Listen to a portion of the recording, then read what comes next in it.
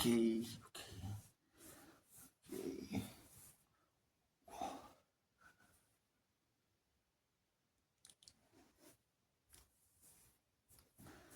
Working on the dreams we plan to try. It's 3:49 a.m. as you can see or can see.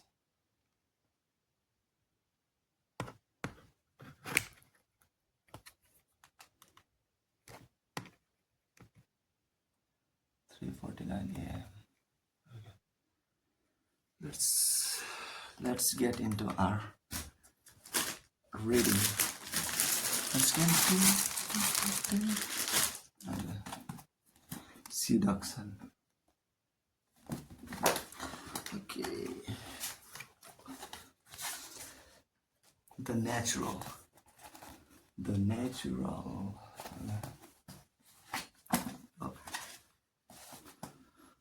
The natural. The natural.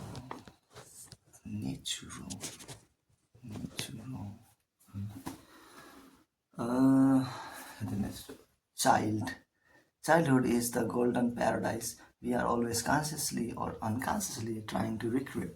The natural embodies the longed for qualities of childhood: spontaneity, sincerity, unpretentiousness. In the presence of naturals, we feel at ease, caught up in their playful spirit, transported back to that golden age.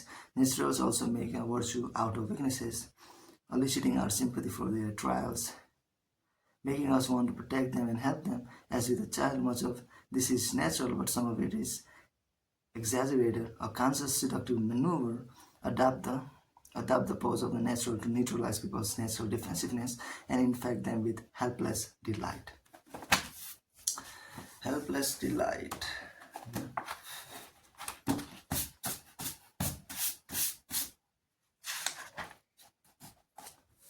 Psychological traits of the natural. Children are not as guideless as we like to imagine. They suffer from feelings of helplessness and sense early on the power of their natural charm to remedy their weaknesses in their adult world. They learn to play a game. If their natural innocence can persuade a parent to yield to their desires in one instance, then it is something they can use strategically. In another instance, laying it on thick at the right laying it on thick at the right moment to get their way. If other vulnerabilities and weaknesses is so attractive, then it is something they can use for effect. Why are we seduced by children's naturalness? First, because anything natural has an uncanny effect on us. Since the beginning of time, natural phenomena such as lightning storms or eclipses have instilled in human beings as an awe tinged with fear. The more civilized we become, the greater the effect such natural events have on us. The modern world surrounds us with so much that it is manufactured and artificial that something sudden and unexplicable fascinates us. Children also have this natural power, but because they are unthreatening and human, they are not so much awe-inspiring as charming. Most people try to please, but the pleasantness of the child comes effortlessly, defying logical explanations, and what is irrational is often dangerously seductive. More important, a child represents. Okay. More importantly, a child represents a world from which we have been forever exiled. Because adult life is full of boredom and compromise, we harbor an illusion of childhood as a kind of golden age, even though it can often be a period of great confusion and pain. It cannot be denied, however, that childhood had certain privileges and as children we had a pleasurable attitude to life. Confronted with a particularly charming child, we often feel wistful. We remember our own golden past, the qualities we have lost and wish we had again. And in the presence of the child, we get a little of that goldenness back. Natural seducers are people who somehow avoided getting certain childish traits drummed out of them by adult experiences. Such people can be powerfully seductive as any child because it seems uncanny and marvelous that they have preserved such qualities. They are not literally like children, of course, that would make them obnoxious or pitiful. Rather, it is the spirit that they have retained. Do not imagine that this child Childishness is something beyond their control. Natural seducers learn early on the value of retaining a particular quality and the seductive power it contains. Seductive power it contains. They they adapt and build upon these childlike traits that they manage to preserve exactly as the child learns to play with its natural charm. This is the key. It is within your power to do the same, since there is lurking. This is the key. It is within your power to do the same, since there is lurking within all of us are devilish childs training to be let loose. To do this successfully, you have to be able to let go to a degree, since there is nothing less natural than seeming hesitant. Remember that the spirit you once had, let it return without self-conscious. People are much more forgiving of those who go all the way, who seem uncontrollably foolish, than the half-hearted adult with a childish streak. Remember who you were before you became so polite and self-effacing. To assume the role of the natural, mentally position yourself in any relationship as the child, the younger one. The following are the main types of the adult natural. Keep in mind that the greatest natural seducers are often a blend of more than one of these qualities. The innocent. The primary qualities of innocence are weakness and misunderstanding of the world. Innocence is a weak because it is doomed to vanish in a harsh, cruel world. The child cannot protect or hold on to its innocence. The misunderstandings come from the child's not knowing about good and evil and seeing everything through uncorrupted eyes. The weakness of children elicits sympathy. Their misunderstanding makes us laugh, and nothing is more seductive than a mixture of laughter and sympathy. The adult natural is not truly innocent. It is impossible to grow up in this world and retain total innocence. Yet naturals yearn too deeply to hold on to their innocence outlook that they manage to preserve an illusion of innocence. They exaggerate their weakness to elicit the proper sympathy. They act like they still see the world through innocent eyes, which in an adult proves doubly humorous. Much of this is conscious, but to be effective, adult naturals must make it seem subtle and effortless. If they are seen as trying to act innocent, it will come across as pathetic. It is better for them to communicate weakness indirectly through looks and glances, or through the situations they get themselves into, rather than anything obvious. Since this type of innocence is mostly an act, it is easily adaptable for your own purposes. Learn to play up any natural weaknesses or flaws. The imp. Impish children have a fearlessness that we adults have lost. That that is because they do not see the possible consequences of their actions, how some people might be offended, how they might physically hurt themselves in the process. Imps are brazen, blissfully uncaring, they infect you with their light-hearted spirit. Such children have not yet had their natural energy and spirit scolded out of them by the need to be polite and civil. Secretly, we envy them. We want to be naughty too. Adult imps are seductive because of how different they are from the rest of us. Breaths of fresh air in a cautious world. They go full throttle as if their impishness were uncontrollable and those natural. If you play the part, do not worry about offending people now and then. You are too lovable and inevitably they will forgive you. Just don't apologize or look contrite for that would break the spell. Whatever you say or do, keep a glint in your eye to show that you do not take anything seriously. The wonder. A wonder child has a special, inexplicable talent, a gift for music, for mathematics, for chess, for sport, at work in the fields in which they have such uh, prodigal skill. These children seem possessed and their actions effortless. If they are artists or musicians, Mozart types, their work seems to spring from some inborn impulse, requiring remarkably little thought. If it is a physical talent that they have, they are blessed with unusual energy, dexterity, and spontaneity. In both cases, they seem talented beyond their years. This fascinates us. Adult wonders are often former wonder children who have managed remarkably to retain their youthful impulsiveness and improvisational skills. True spontaneity is a delightful rarity, for everything in life conspires to rob us of it. We have to learn to act carefully and deliberately, to think about how we look in other people's eyes. To play the wonder, you need some skill that seems easy and natural, along with the ability to improvise. If in fact your skill takes practice, you must hide this and learn to make your work appear effortless. The more you have the sweat behind what you do, the more natural and seductive it will appear. The indefensive, undefensive lover. As people get older, they protect themselves against painful experiences by choosing themselves off, by closing themselves off. The price for this is that they grow rigid physically and mentally, but children are by nature unprotected and open to experiences, and this receptiveness is extremely attractive. In the presence of children, we become less rigid, infected, and their openness. That is why we want to be around them. Undefensive lovers have somehow circumvented the self-protective process, retaining the playful, receptive spirit of the child. They often manifest this spirit physically. They are graceful and seem to age less rapidly than other people. All of all of the natural character qualities, this one is the most useful. Defensiveness is deadly in seduction. Act defensive and you'll bring out defensiveness in other people. The undefensive lover, on the other hand, lowers the inhibition of his or her target. A critical part of seduction, it is important to learn to not react defensively, bend instead of resist, to open to influence from others, and they will more easily fall under your spell.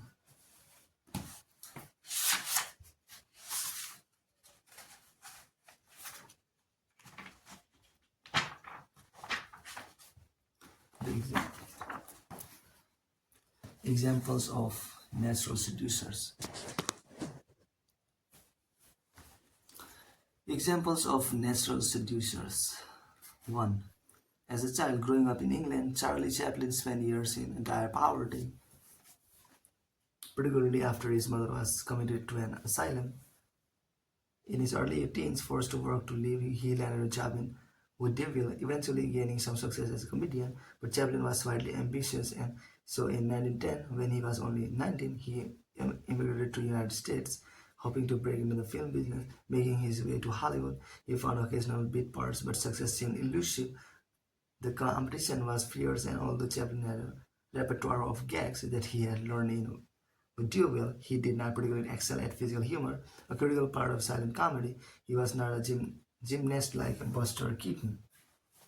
In 1914,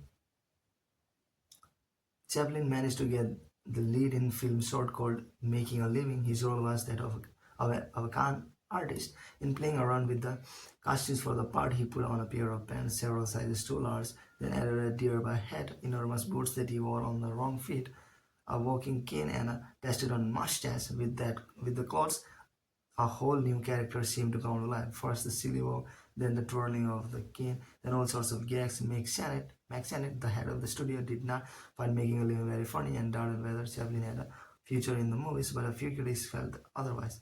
A review in a trade magazine read, "The clever player who takes the role of a nervy and very nifty sharper in this picture as a comedian of the first water who acts like one of the nature's own naturals," and audiences also responded. The film made money.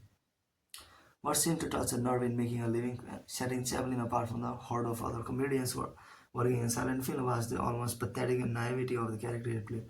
Sensing he was onto something, Chaplin saved the role further in subsequent movies, rendering him more and more naive. The key was to make the character seem to see the world through the eyes of a child in the bank. He is the bank janitor who dreams of great deeds, and while robbers are at work in the building, in the pub worker, he is an unprepared shop assistant who wreaks havoc on a grandfather clock. In Shoulder Arms, he is a soldier in the bloody trenches of World War One, reacting to the horrors of war like an innocent child.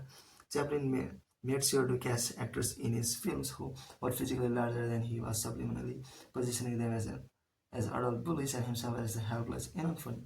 And as he went deeper into his character, something strange happened. The character and the real life man began to merge. Although he had had a troubled childhood, he was obsessed with it. For the film Easy Street, he built a set in Hollywood and duplicated the London streets he had known as a boy. He mistrusted the adult world, preferring the company of the young at heart. 3 of his 4 wives were teenagers when he married them.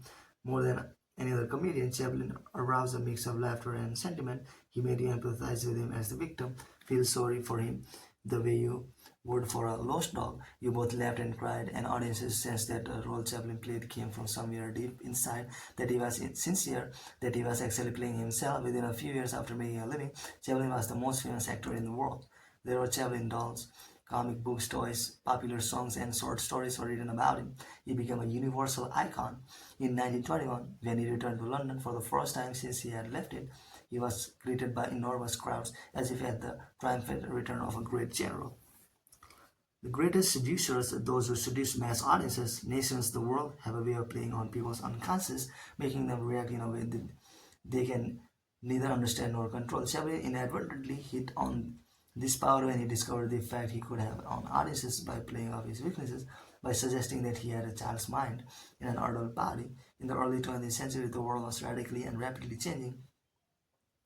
People were working longer and longer hours at increasingly mechanical jobs. Life was becoming steadily more inhuman and heartless as the ravages of World War I made clear. Caught in the midst of revolutionary change, people yearned for a lost childhood that they imagined as a golden paradise. An adult like an adult child like Chaplin has immense seductive power, for he offers the illusion that life was once simpler and easier, and that for a moment, or for as long as the movie lasts, you can win that life back. In a cruel, immoral world, naivety has enormous appeal. The key is to bring it off with an air of total seriousness, as the straight man does in stand-up comedy. More important, however, is the creation of sympathy.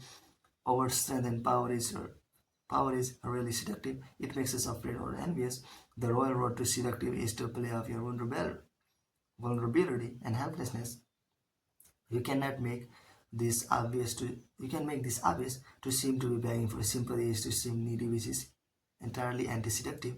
Do not proclaim yourself a victim or underdog, but reveal it in your manner, in your confusion. A display of natural weakness will make you instantly lovable, both lowering people's defenses and making them feel delightfully superior to you. Put yourself in situations that make you seem weak, in which someone else has the advantage. They are the bully, you are the innocent lamb, without any effort on your part. People will feel sympathy for you. Once people's eyes cloud over with sentimental mist, they will not see how you are manipulating them. Manipulating them. Emma Crouch, born in 1842 in Plymouth, England, came from a respectable middle-class family. Her father was a composer and music professor who dreamed of success in the world of light opera. Among his many children, Emma was his favorite.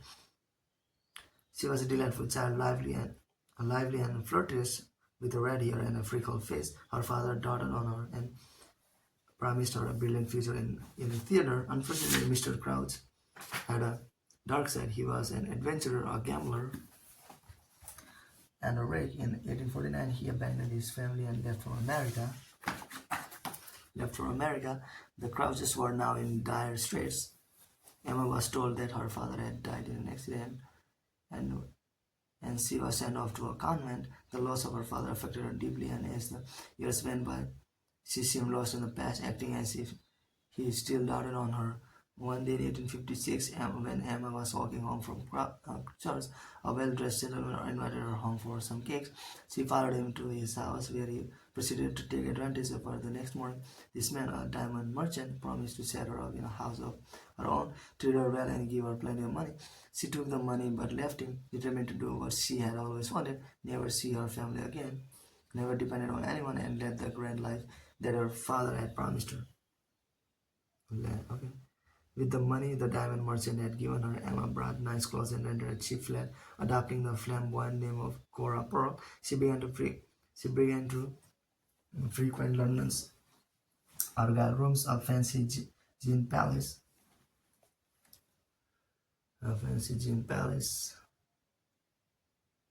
where harlots and gentlemen rubbed elbows.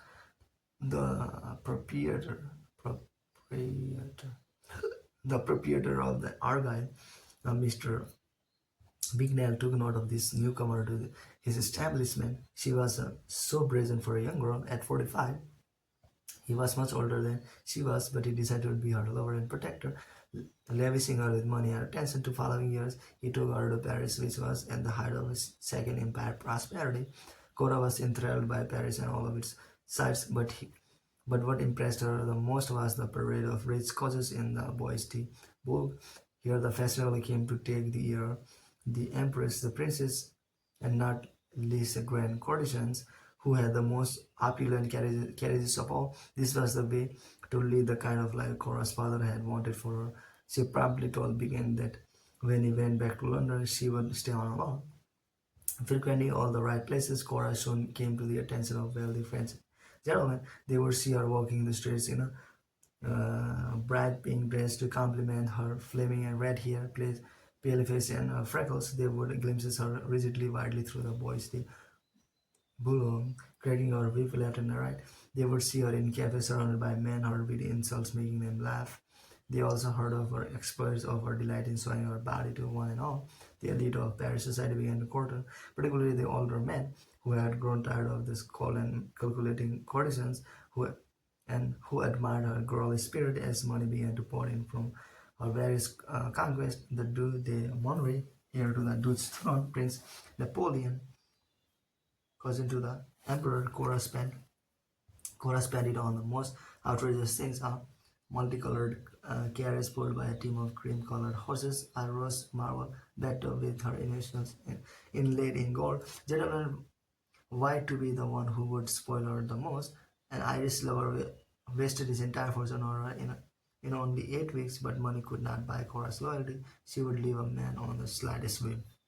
Cora's spoiled, wild behavior and disdain for adequate had all of Paris on edge. In 1864, she was to appear as Cupid in the fan-based operetta official in the underworld. Society was dying to see what she would do to cause a sensation, and soon found out.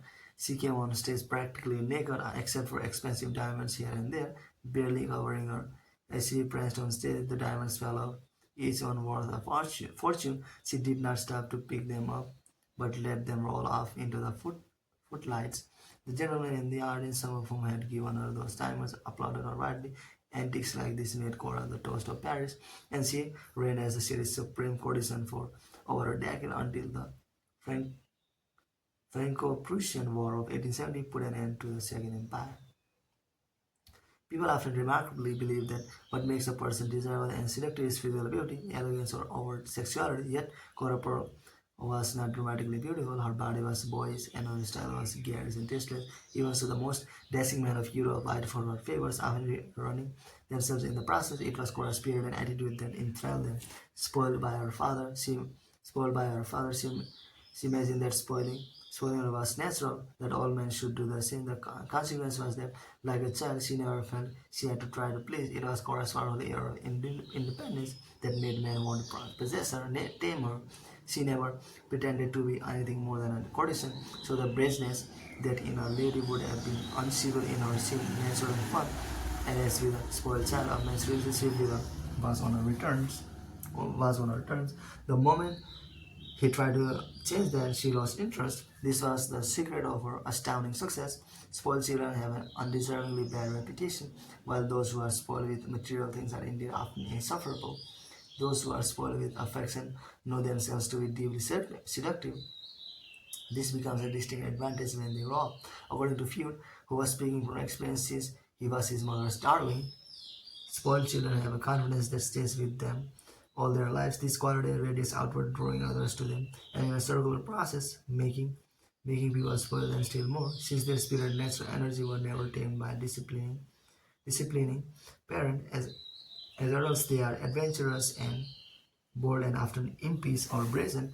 The lesson is simple. It may be too late to be spoiled by a parent, but it is never too late to make other people spoil it. It is all in your attitude. People are drawn to those who have expect a lot out of life, whereas they tend to disrespect those who are fearful and understanding. While independence has a provocative effect on us, it appeals to us while also presenting us with a challenge. We want to be the one who we want to be the one to tame it, to make the spirited person dependent on us. Half of seduction is stirring such competitive desires. 3. In October of 1925, Paris society was all excited about the opening of Revue Negre Jazz, or in fact anything that came from Black America, was the latest fashion, and the Broadway dancers and performers who made up the Revue Negre were African American. On opening night, artists and high society packed the hall. The show was spectacular as they expected, but nothing prepared them for the last number, performed by a somewhat gawky, long-legged woman with a pretty face, Josephine Baker, a 20-year-old chorus girl from East St. Louis. She came on stage bare-breasted, wearing a skirt of feathers over a satin bikini bottom with feathers around her neck and ankle, although she performed a number called Dance Sugar Jane with another dancer also clad in feathers. All eyes were riveted on her. Her body seemed to come alive in a way that audiences had never seen before. Her legs moving with the lightness of a cat, her rare and grating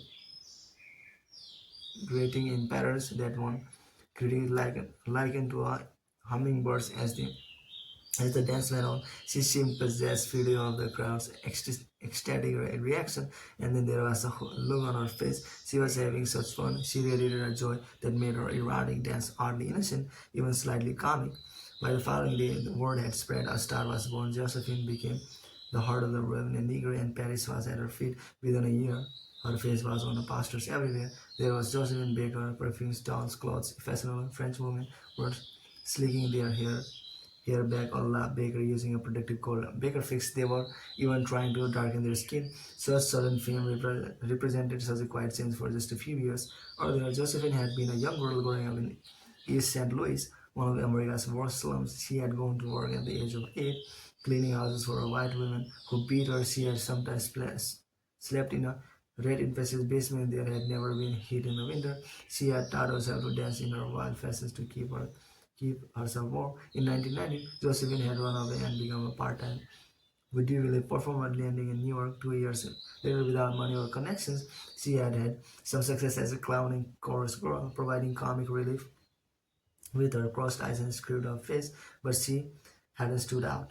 Then she was invited to Paris. Some other black performers had declined, fearing things might be still worse for them in France than in America, but Josephine jumped at the chance. Despite her success with the Rouve Negro, Josephine did not deliver her celebrations, but notoriously fickle. She decided to turn the relationship around. First, she refused to be aligned with any club and developed a reputation for breaking contracts at will, making it clear that she was ready to leave in an instant. Since childhood, she had been afraid of dependence on anyone. Now, no one could take her for granted. This only made imprecious. This only made impresarious chase her, and the public appreciated her the more. Second, she was aware that although black culture had become the vogue, what the French had fallen in love with was kind of caricature. If that was what it took to be successful, so be it. But Josephine made it clear that she did not take the caricature seriously. Instead, she reversed it, becoming the ultimate French woman of fashion, a caricature not of blackness but of whiteness. Everything was a role to play. The, the comedian, the primitive dancer, the ultra stylish Parisian, ultra stylish Parisian, and everything Josephine did, she did with such a light spirit, such a lack of pretension, that she continued to seduce the jaded French for years. Her funeral in 1975 was nationally televised, a huge cultural event. She was buried with a kind of pomp normally reversed only for heads of state. From very early on, Josephine Baker could not stand the feeling of having no control over the world. Yet, what could she do in the face of her unpromising circumstances? Some young girls, young girls put all their hopes on a husband, but Josephine's father had left her mother soon after she was born, and she saw marriage as something that would only make her more miserable. Her solution was something children often do. Confronted with a hopeless environment, she closed herself off in a world of her own making, obvious to the ugliness around her. This world was filled with dancing, clowning, dreams of great things that other people wail and mourn. Josephine would smile, remain confident and self-reliant. Almost everyone who met her, from her earliest years to her last, commented on how seductive this quality was. Her refusal to compromise or to be what she was expected to be made everything she did seem authentic and natural. A child, a child loves to play and to create a little self-contained world. When children are absorbed in make-believe, they are hopelessly charming. They infuse their imagining with such seriousness and feeling. Adult naturals do something similar, particularly if they are artists. They create their own fantasy world and live in it as if it were the real one. Fantasy is so much more pleasant than reality, and since most people do not have the power or courage to create such a world, they enjoy being around those who do. Remember, the role you were given in life is not the role you have to accept. You can always live out a role of your own creation, a role that fits your fantasy. Learn to play with your image, never taking it too seriously. The key is to infuse your play with the conviction and feeling of a child, making it seem natural. The more absorbed you seem in your own joy-filled world, the more seductive you become. Do not go halfway. Make the fantasy you inhabit as radical and exotic as possible, and you will attract attention like a magnet. For it was the festival of the cherry blossom at the Hunian court late in a late 10th century Japan. In the emperor's palace, many of the courtiers were drunk and others were fast asleep, but the young princess Oborojukiyo, the emperor's sister-in-law, was awake and reciting a poem. What can compare with the misty spoon of spirit? Her voice was smooth and delicate. She moved to the door of her apartment to look at the notion. Then suddenly she smelled something sweet and clutched the sleeve of the whole robe. "Who are you?" she said, frightened. "There is nothing to be afraid of."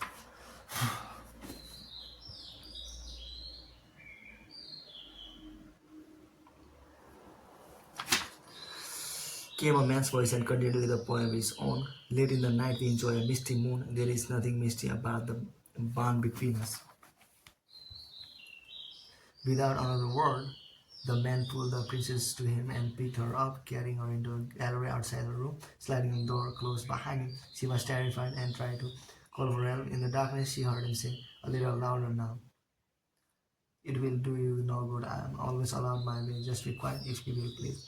Now the princess recognized the voice and said it was Genji, the young son of the late emperor's concubine, whose robes bore a distinct perfume. This claimed her somewhat since the man was someone she knew, but on the other hand, she also knew of his reputation. Genji was the court's most incorrigible seducer, a man who stopped at nothing.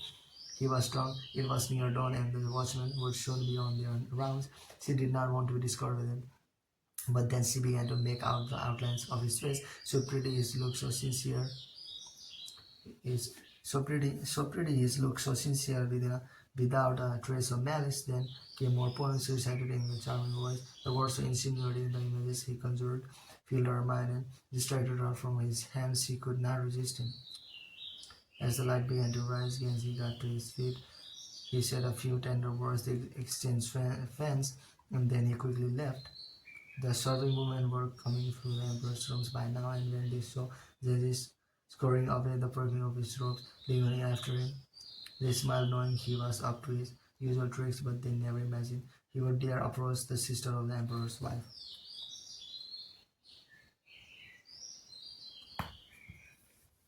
Otherwise, in the days that followed, Oborozukiyo could only think of Genji. She knew he had other mistresses, but she tried to put him out of her mind. A letter from him would arrive, and she would be back to square one. In the truth, she had stressed the correspondence, haunted by his midnight visit.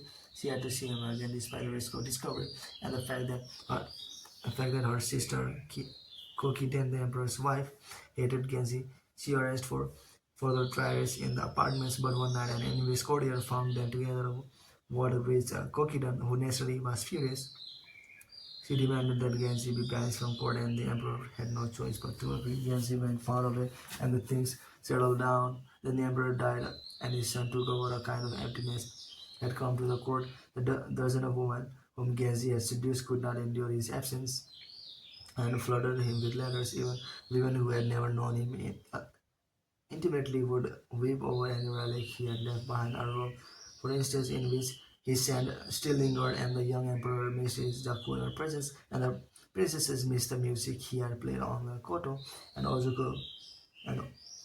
Oborozukiyo pined for his midnight visits. Finally, even Kokiden broke down, realizing that she could not resist him. So Genji was summoned back to the court, and not only was he forgiven, he was given a hero's welcome. The young emperor himself greeted the scoundrel with tears in his eyes. The story of Genji's life is told in the 11th century novel The Tale of Genji, written by Murasaki Shikibu, a woman of the Hidden Court. The character was most likely based on a real-life man, Fujikuro Ono, no Korechika. Indeed, another book of the Pillow Book of Shonanan, describes an encounter between the female author and Korechiki and reveals his incredible charm and his almost hypnotic effect on women. Genji is a natural and undefensive lover of men who has a foliage.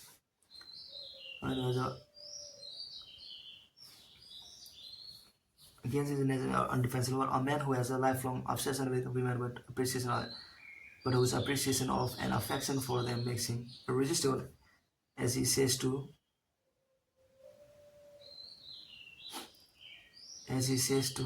Oboro Jukio in the novel, I am always allowed my way.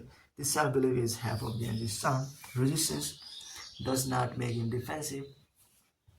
He retreats gracefully, reciting a little poetry, and as he leaves, the perfume of his robes are trailing behind him. His victim wonders why she has been so afraid and what she is missing by spurring him.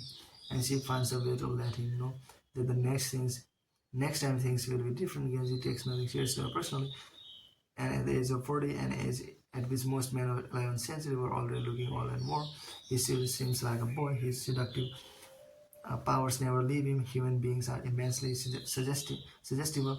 They are emotionally easily spread to the people around them. In fact, seduction depends on mimesis, on the conscious creation of a mood or feeling that is then reproduced by the other person. But hesitation and awkwardness are also contagious and are deadly to seduction. If in a key moment you seem indecisive or self-conscious, the other person will sense that you are thinking of yourself instead of being overwhelmed by his or her charms. This spell will be broken as an undefensive lover. Though you produce the opposite effect, your victim might be hesitant or worried, but confronted with someone so sure and natural, he or she will be caught up in the mood, like dancing with someone you lead effortlessly across the dance floor. It is a skill you can learn. It is a matter of rooting out the fear and awkwardness that have built up in you over the years, of becoming more graceful with your approach, less defensive when others seems to resist. Often people's resistance is a way of testing you, and if you show any awkwardness or hesitation, you not only will fail the test, but you will risk infecting them with your doubts. Symbol: the lamp.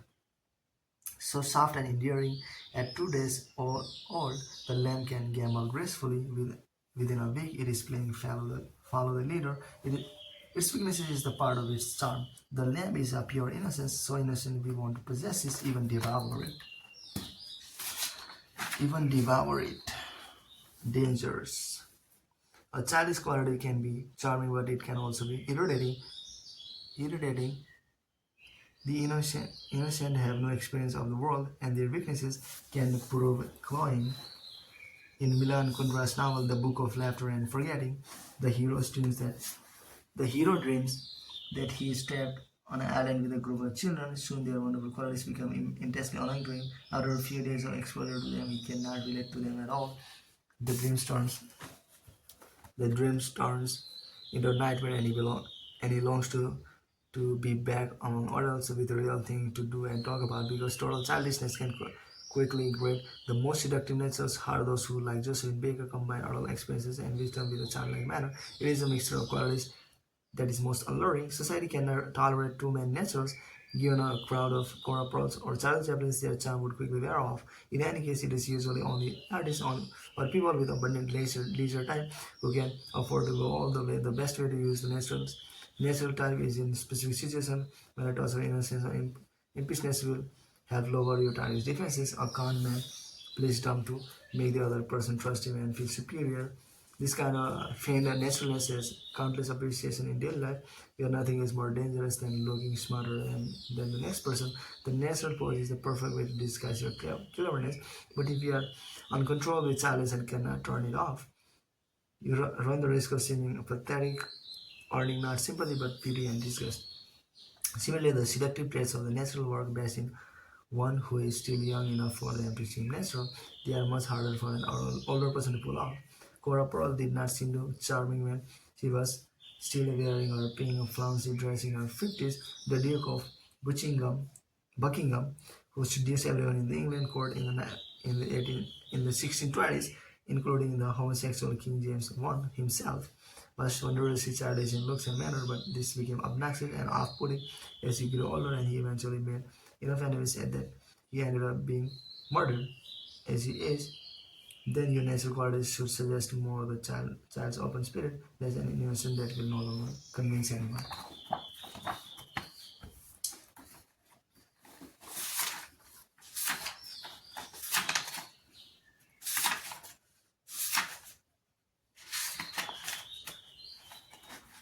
The coquette.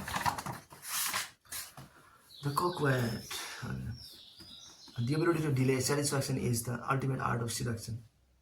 While waiting, the victim is held in thrall. Coquettes are the grandmasters of this game, orchestrating a back and forth movement between hope and frustration.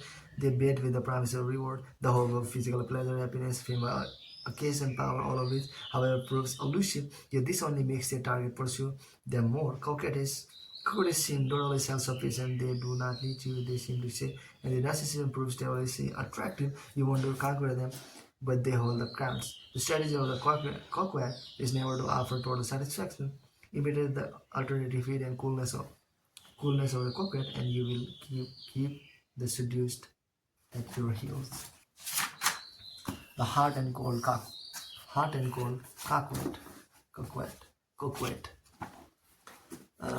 and cold coquette.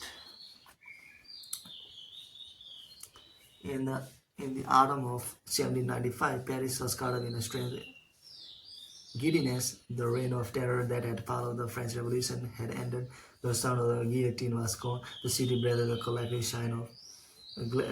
sigh of relief and gave way to wild parties and endless festivals. The young Napoleon Bonaparte, 26 at the time, had no interest in such revelries. He had made a name for himself as a bright, audacious general who had helped quell rebellion in their provinces, but his ambition was boundless as he burned with desire for new conquests. So when, in October of that year, the infamous 33-year-old widow Josephine de Beauharnais visited his offices, he could not help but be confused. Josephine was so exotic and everything about her was languorously and sensual. She capitalized on her foreignness. She came from the island of Martinique. On the other hand, she had a reputation as a loose woman, and the shy Napoleon believed in the marriage. Even so, when Josephine invited him to one of her weekly soirees, he found himself accepting. At the soiree, he felt totally out of his element. All of the city's great writers and wits were there, as well as the few of the nobility who had survived. Josephine herself was a victimess, vicomtesse, and had narrowly escaped the guillotine. The women were dazzling, some of them more beautiful than the hostesses, but all the men congregated around Josephine, drawn by her graceful presence, queenly manner. Several times she left the men behind and went to Napoleon's side. Nothing could have flattered his insure ego more than such attention. He began to pay her visits. Sometimes she would ignore him, and she would live in a fit of anger. Yet the next day, a passionate letter would arrive from Josephine, and he would rush to see her. Soon he was spending most of his time with her. Her occasional source of sadness or bouts of anger or of tears only depended on his attachment. In March of 1796, Napoleon married Josephine. 2 days after his wedding, Napoleon left to lead a campaign in northern Italy against the Austrians. "You are the constant object of my thoughts," he wrote to his wife from abroad. "My imagination exhausts itself in guessing what you are doing." His generals saw him distracted. He would leave meetings early, spend hours writing letters, or stare at the miniature of Josephine he wore around his neck. He had been driven to this state by the unbearable distance between them and by a slight coldness he now detected. In her. She wrote unfrequently, and her letters lacked passion. Nor did she join him in Italy. He had to finish his war fast so that he could return to her side, engaging the enemy with unusual zeal. He began to make mistakes to live for Josephine. He wrote to her, "I worked to get near you. I killed myself to reach you." His letters became more passionate and erotic. A friend of Josephine's who saw them wrote, "The handwriting was almost indecipherable, the spelling shaky, the style bizarre and confused. What a position for a woman to find herself in, being the motivation force behind the triumphal march of an entire army." Months went by, in which Napoleon begged Josephine to come to Italy, and she made endless excuses, but finally she grew tame and left Paris for Brescia, where he was headquartered. A near encounter with the enemy along the way, however, forced her to return to Milan. Napoleon was away from Brescia in battle. When he returned to find her still absent, he blamed his foe General Windsor and for revenge. For the next few months, he seemed to pursue two targets with equal energy: Warmester and Josephine. His wife was never where she was supposed to be. I reach Milan, rushed to your house, leaving, thrown aside everything in order to clasp, clasp you in my arms. You are not there. Napoleon would turn angry and jealous, but when he finally caught up with Josephine, the slightest of her favors melted his heart. He took long rides with her in a darkened carriage, while his general's fumed meeting was missed. Orders and strategies improv- improvised, improvised, improvised. Never, he later wrote to her, has a woman been in such complete mastery of another's heart, and yet their time together was so short. During a campaign that lasted almost a year, Napoleon spent a mere 15 nights with his new bride. Napoleon later heard rumors that Josephine had taken a lover while he was in Italy. His feelings towards her cooled, and he himself took an endless series of mistresses. Yet Josephine was never really concerned about this threat to her power over her husband. A few tears, some theatrics, a little coldness on her part, and he remained her slave. In 1804, he had her crowned empress, and had she borne him a son, she would have remained empress to the end. When Napoleon lay on his deathbed, the last word he uttered was Josephine. Josephine. During the French Revolution, Josephine had come within minutes of losing her head on the guillotine. The experience left her without illusion and with two goals in mind: to live a life of pleasure and to live them and to find the man who could best supply it. She set her sights on Napoleon early on.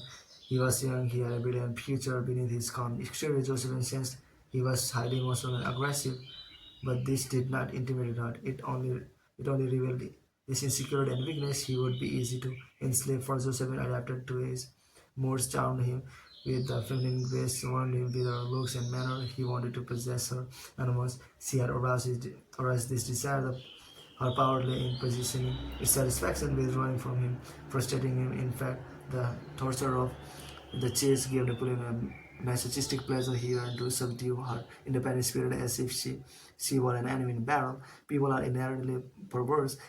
An easy conquest has a lower value than a difficult one. We are only really excited by what is denies us, by what we cannot possess in full.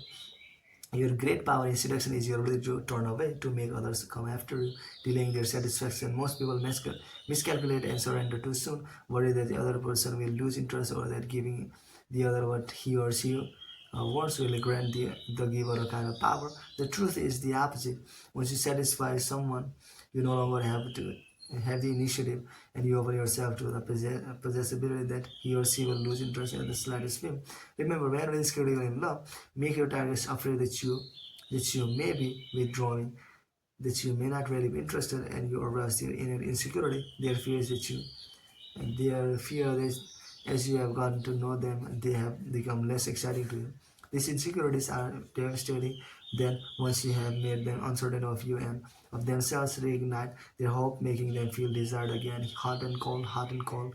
Such coquetry is perversely pleasurable, heightening interest and keeping the initiative on your side. Never put off by your target's anger. It is a sure sign of enslavement. She, w- she who would long retain her power must use her lover ill. Ovid. The Cold Coquette. The Cold Coquette. In 1952, the writer Truman Capote, a recent success in library and social circles, began to receive an almost daily barrage of fan mail from a young man named Andy Warhol, an illustrator for shoe designers, fashion magazines, and alike. Warhol made pretty, stylish drawings, some of which he sent to Capote, hoping the author would include them in one of his books. Capote did not respond. One day he came home to find Warhol talking to his mother with whom Capote lived, and Warhol began to telephone almost daily. Finally, Capote put an end to all this. He seemed one of those hopeless people that you just know nothing's ever going to happen. You're just a hopeless born loser, the writer later said. 10 years later, Andy Warhol, a aspiring artist, had his first one-man show at the Stable Gallery in Manhattan. Manhattan. On the walls were a series of silk screen paintings based on the Campbell soup can made the Coca-Cola bottle at the opening and the party afterwards. Warhol stood on the side staring blankly, talking little what a contrast he was to the older generation of artists, the abstract expressionists, mostly hard-drinking womanizers, full of bluster and aggression, big talker, who had dominated the art scene for the previous 15 years, and what a change from the Warhol, who had badgered Capote, the art dealers and patrons as well. The critics were both baffled and intrigued by the coldness of Warhol's work. They could not figure out how the artist felt about his subjects.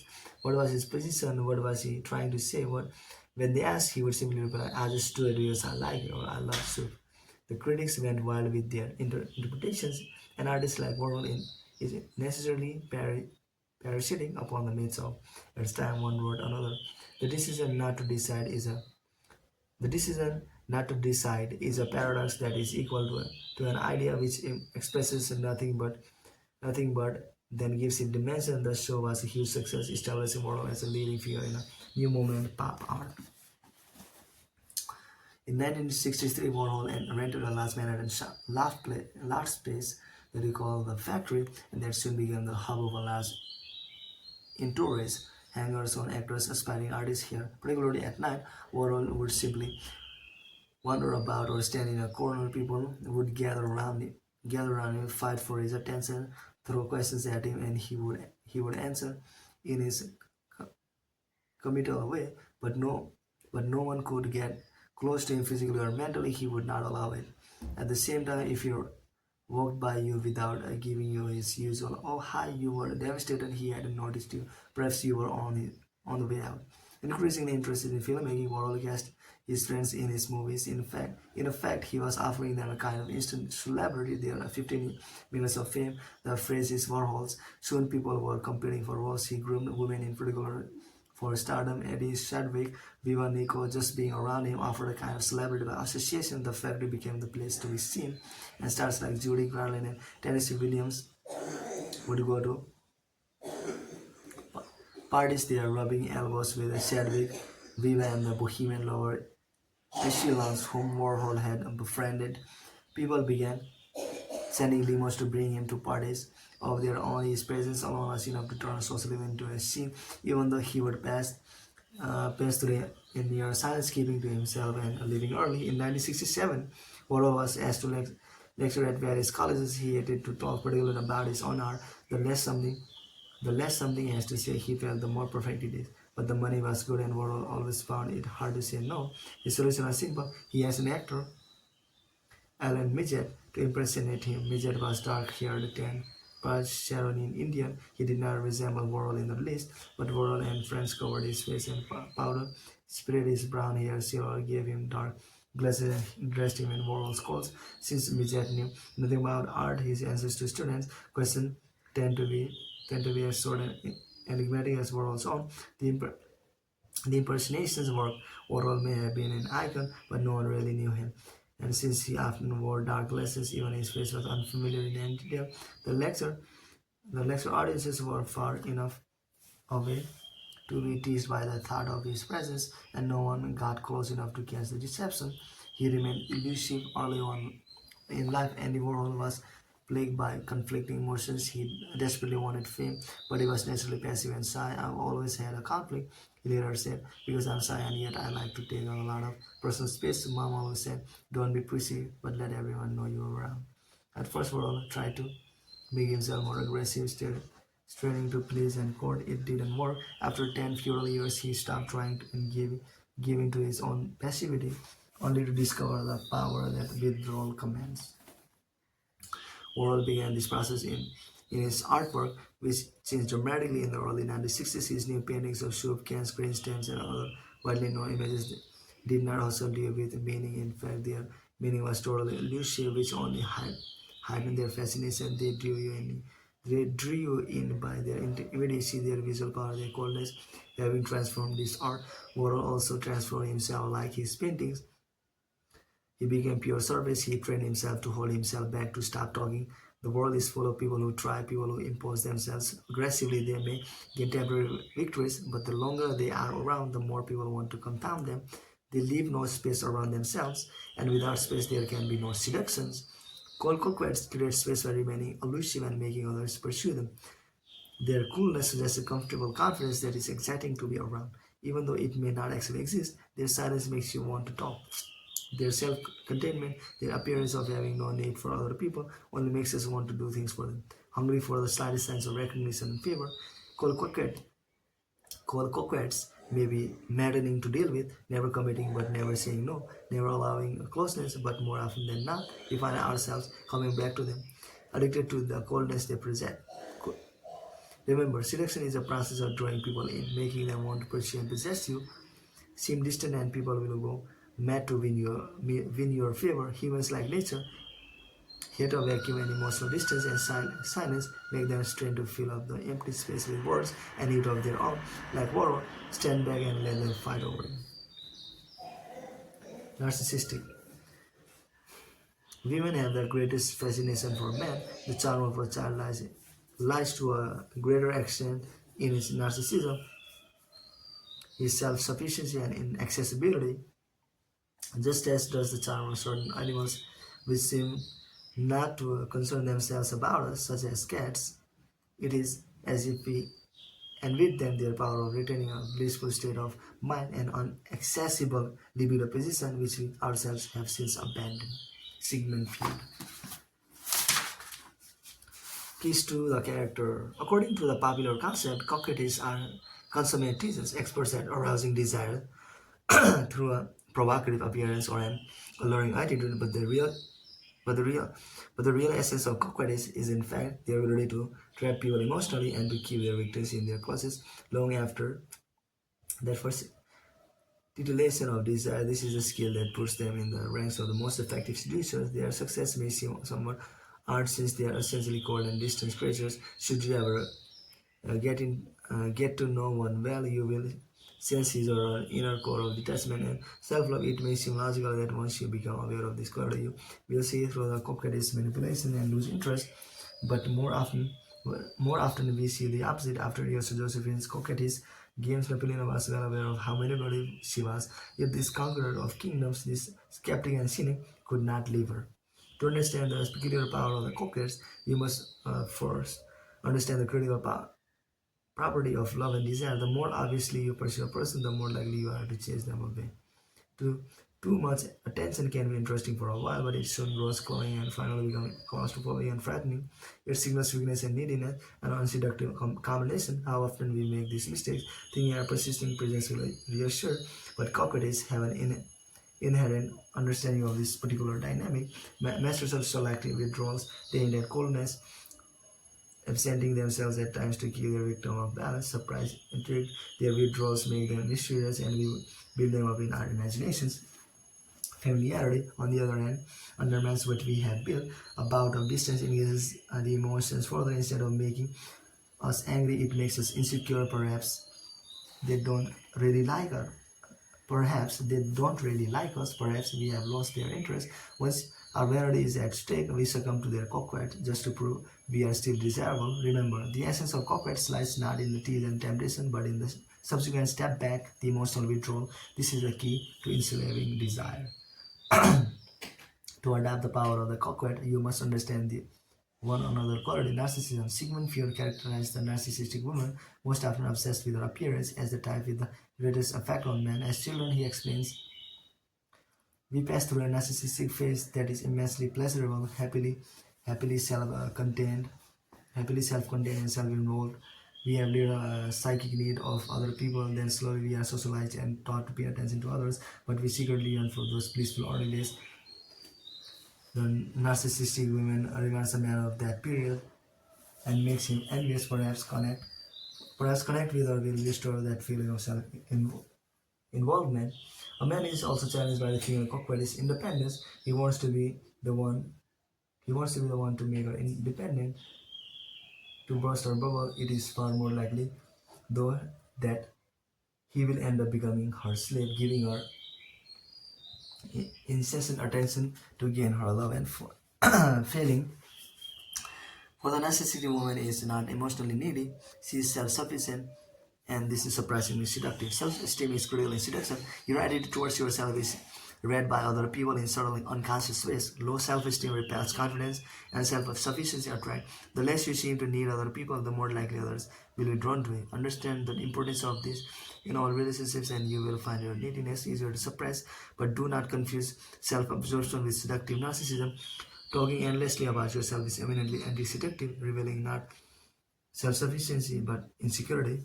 The cockpit is traditionally thought of as a female, and certainly the studies was for centuries one of the few weapons women had to engage and enslave a man's desire. One pull of the cockpit is the withdrawal of sexual favors, and we see women using this trait throughout history. The great 17th century French courtesan Ninon d'Enclos was desired by all the prevalent men of France, but only attained real power when she made it clear that she would no longer sleep with a man as part of her duty. This drove her admirers to despair, which she knew how to make worse by favoring a man temporarily, granting him access to her body for a few months, then returning him to the pack of the unsatisfied. Queen Elizabeth I of England took coquettishness to the extreme, deliberately arousing the desires of her coquettess were sleeping with none of them. Though a tool of social power for women, coquettishness was slowly adapted by men, particularly the great seducer of the 17th and 18th centuries who envied the power of such women. One, one 17th century seducer, the Duce de Jeune, was a master at exciting women, then suddenly acting aloof women went wild over him. Today, coquetry is generalists in a world that discourages direct confrontation, teasing, coldness, and selective aloofness are a form of indirect power that brilliantly disguises its own aggression. The coquette must first and foremost be able to excite the target of his or her attention, and the attention can be sexual and the lure of celebrity, whatever it takes. At the same time, the coquette sends contrary signals that stimulate contrary responses, plunging the victim into confusion. The eponymous heroine of Mary Bakshish's 18th century French novel Marianne is the consummate coquette. Going to church, she dresses tastefully but leaves her hair slightly uncombed in the middle of the service. She seems to notice this error and starts to fix it, revealing her bare arm as she does so. Such things were not to be seen in the 18th century church, and all male eyes fixed on her for that moment. The tension is much more powerful than if she were absent or were terribly dressed. Remember, obvious flirting will reveal your intention too clearly. Better to be ambiguous and even contradictory, frustrating at the same time that you stimulate. The great spiritual leader Jiddu Krishnamurti was an unconscious coquette, revered by Theosophists as their world teacher. Krishnamurti was also a dandy. He loves elegant clothing and was devilishly handsome. At the same time, at the same time, he practiced celibacy. He and had a horror of being touched. In 1929, he shocked theosophists around the world by proclaiming that he was not a god or even a guru and did not want any followers. This only heightened this appeal. Women fell in love with him in great numbers, and his adversaries grew even more devoted. Physically and psychologically, Krishnamurti was sending contrary signals while preaching a generalized love and acceptance. In his personal life, he pushed people away. His attractiveness and his obsession with his appearance might have gained him attention, but by themselves would not have made women fall in love with him. His lessons of celibacy and spiritual virtue would have created disciples, but not physically love. The combination of these traits, however, both drew people in and frustrated them. A coquette is dynamic that created an emotional and a physical attachment to a man who shunned such things. His withdrawal from the world had the effect of only heightening the devotion of his followers. Coquetry depended on developing a pattern to keep the other person off balance.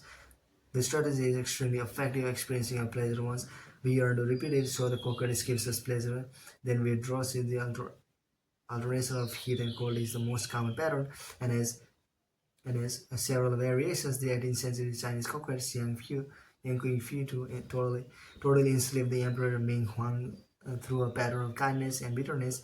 Having served with him kindness, she would suddenly get angry, blaming him harshly for the slightest mistakes. Unable to live without the pleasure she gave him, the emperor would turn the court upside down to please her. When she was angry or upset, her tears had a similar effect. What had been done? Why was she so sad? He eventually ruined himself and his kingdom trying to keep her happy. Tears, anger, and the production of guilt are all the tools of coquette. A similar dynamic appears in lovers' quarrel when a couple fights. When they reconcile, the joys of reconciliation only make the attachment stronger. Sadness of any sort is also seductive, particularly if it seems deep-rooted, even spiritual, rather than needy for pathetic. It makes people come to you. Coquettes are never jealous. That would undermine their images of fundamental self-sufficiency, but they are masters at inciting jealousy by paying attention to a third party, creating a triangle of desire. They signal to their victims that they may not be that interested. The triangulation of extremely seductive in social context as well as erotic ones. Interested in narcissistic women, Fuel was a narcissistic himself, and his aloofness drove his disciples crazy. They even had a name for it: his God complex. Behaving like a kind of messiah, too lofty for petty emotions, Fuel always maintained a distance between himself and his students, hardly ever inviting them over for dinner, say, and keeping his private life shrouded in mystery. Yet he would occasionally choose an acolyte to confide in. Carl Jung, Otto Rank, Lou, and Ray Salom. The result was that his disciples went berserk trying to win his favor, to be the one he chose, to be the one who chose. Their jealousy when he suddenly favored one of them only increased his power over them. People's natural insecurities as heightened in group setting by maintaining aloofness. Coquette start a competition to win their favor. If they were ready to use third party to make targets jealous is a critical seductive skill. Sigmund Freud was a grand coquette. All of the tactics of the coquette have been adapted by political leaders to make the public fall in love while exciting the masses. These leaders remain inwardly detached, which keeps them in control. The political scientist Robert Michel has ever referred to such politicians as cold coquette. Napoleon played the coquette with the French after the grand success of the Italian campaign had made him a beloved hero. He left France to conquer Egypt, knowing that in his absence the government would fall apart, the people would hunger for his return, and their love would serve as the base for an expansion of his power. After exciting the masses with a rousing speech, Mao Zedong would disappear from sight, sight for days on end, making himself an object of cultish worship, and no one was more of a coquette than Yugoslav leader Joseph Tito, who alternated between distance from an emotional identification with his people. All of these political leaders were confirmed narcissists in times of trouble. When people feel insecure, the effect of such political coquetry is even more powerful. It is important to realize that coquetry is extremely effective on a group, stimulating jealousy, love, and intense devotion. If you play such a role with a group, remember to keep an emotional and physical distance. This will allow you to cry and laugh on command, project self-sufficiency, and with such detachment, you will be able to play people's emotions like a piano. Symbol: the shadow. It cannot be grasped. Chase your shadow and it will flee. Turn your back on it and it will follow you. It is also a person's dark side, the thing that makes them mysterious. After they have given us pleasure, the shadow of their unwithdrawal makes us yearn for their return, much as much as clouds make us yearn for the sun. Much as cloud, much as clouds make us yearn for the sun. Dangers. Coquettes face an obvious danger. They play with volatile emotions. Every time the pendulum swings, love shifts to hate, so they must orchestrate everything carefully. Their absence cannot be too long. Their bouts of anger must be quickly followed by smiles. Coquettes can keep their victims emotionally entrapped for a long time, but over months or years, the dynamic can begin to prove tiresome. Jian Qing, later known as Madame Mao, used coquetry skills to capture the heart of Mao Zedong, but after 10 years, the quarreling, the tears, and the coolness became intensely irritating, and once irritation proved stronger than love, Mao was able to detach Josephine, a more brilliant coquette, was able to adapt by spending a whole year without playing coy or withdrawing from Napoleon. Timing is everything. On the other hand, though the coquette stirs up borrowed emotions and breaks-ups often prove temporary, the coquette is addictive. After the failure of the social plan Mao called the Great Leap Forward, Madame Mao was able to reestablish her power over her devastated husband. The coquette can stimulate a particularly deep hatred. Valerie Solan was a young woman who fell under Andy Warhol's spell. She had written a play that amused him, and she was given the impression he might turn it into a film. She imagined becoming a celebrity. She also got involved in the feminist movement, and when in June 1968 it dawned on her that Wall was toying with her, she directed her growing rage at men on him and shot him 3 times, nearly killing him. Cold coquettes may stimulate feelings that are not so much erotic as intellectual, less passion and more fascination. The hatred they can stir up is all the more insidious and dangerous, for it may not be counterbalanced by deep love. They must realize the limits of the game and the disturbing effects they can have on less stable people. Less stable people. Okay. The Tsar. Tomorrow is the Charmer. The Charmer.